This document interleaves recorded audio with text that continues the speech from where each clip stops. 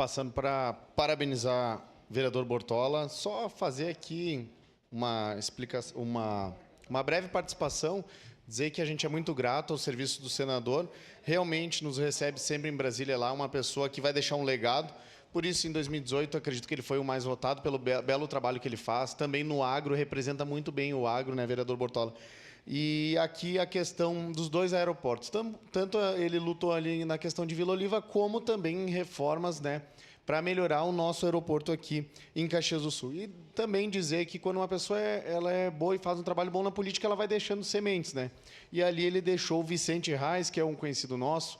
Eu estava com ele agora lá em Brasília, então vai concorrer, não sei, acredito que é a federal, né? Então ele deixou o Vicente ali como forma de legado, né, que é o neto dele. Então eu espero que se dê bem e que consiga ter sucesso na caminhada política, porque o legado o avô dele já deixou, é só seguir fazendo e cumprindo essa missão. Muito obrigado. Obrigado, vereador. Próximo inscrito, vereador Caleb Garbim. Presidente, bom dia ao senhor novamente.